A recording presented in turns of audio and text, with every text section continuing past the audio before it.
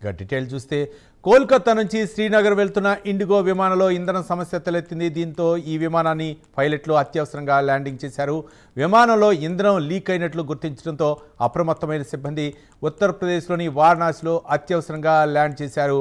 విమానంలో ప్రయాణిస్తున్న 166 మందిని సురక్షితంగా కిందికి దించారు.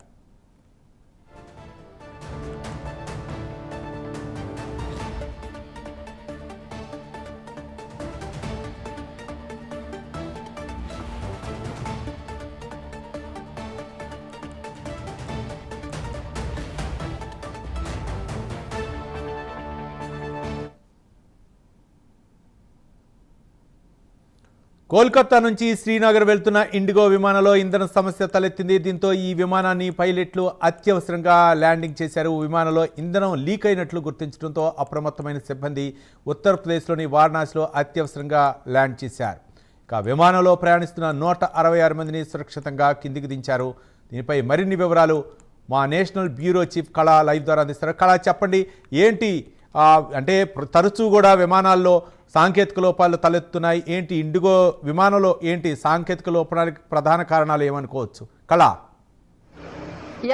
రవి, ఒక బ్రేకింగ్ న్యూస్ అని చెప్పవచ్చు. ఏదైతే మనకు ఇండిగో విమానానికి సంబంధించినటువంటిది అత్యవసర ల్యాండింగ్, ఇంధనం లీక్ అవుతున్నటువంటి మేడే కాల్ తోటి అలర్ట్ అయినటువంటి ఎయిర్లైన్స్ కి సంబంధించినటువంటి సెక్యూరిటీ సిబ్బంది ఒక్కసారిగా కూడా అలర్ట్ కావడంతో పెద్ద ప్రమాదం తప్పిందని చెప్పవచ్చు. దాదాపు 166 మంది సురక్షితంగా వాళ్ళు అంటే ల్యాండ్ అయ్యాక వాళ్ళని సురక్షితంగా వాళ్ళని తీసుకొని వెళ్ళడం అన్నది చాలా ఒక పెద్ద బ్రేకింగ్ అని చెప్పవచ్చు. దాదాపు మనకు గుజరాత్ ఘటన మరొక ముందే మరి ఈ రోజు జరిగినటువంటి ఘటన మాత్రం సేమ్ అలాంటి ఘటనే అని చెప్పవచ్చు. దాదాపు గుజరాత్ లో అంత అంటే దాదాపు 251కి పైగా కూడా మరణించినటువంటి ప్రయాణికులు మరొక ముందే మరి ఈ రోజు సాయంత్రం మనకు కోల్కతా నుంచి శ్రీనగర్ కి వెళ్లేటటువంటి ఇండిగో విమానం ఎయిర్లైన్స్ అత్యవసరంగా ఇంధనం లీక్ అవుతున్నటువంటిది ముందస్తుగానే సెక్యూరిటీ సిబ్బంది అందరూ కూడా గుర్తించడంతో వెంటనే మేడే కాల్ ఇవ్వడంతో అలర్ట్ అయ్యారు. వెంటనే వారణాసి విమానాశ్రయంలో అత్యవసరంగా ల్యాండింగ్ జరిగింది.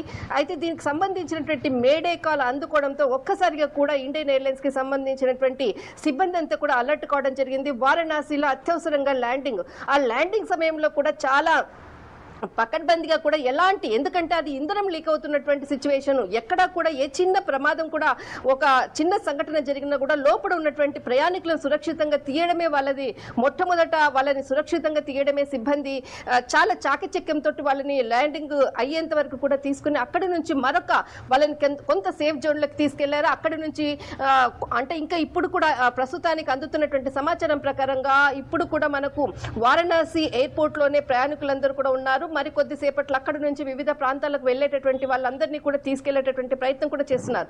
దాదాపు 166 మంది ఈ ఫ్లైట్ లో ఉన్నారు. దాదాపు ఇక్కడ ఏదైతే సమాచారం కానీ ఇక్కడ మనకు విమానం 6E6961 విమానము ఇక్కడ ఇండిగో ఎయిర్లైన్స్ కి సంబంధించినటువంటి విమానంకి అత్యవసరంగా ల్యాండింగ్ అన్నది మేడే కాల్, అంటే మేడే కాల్ అన్నది చాలా చివరి క్షణంలో చేసేటువంటి కాలు.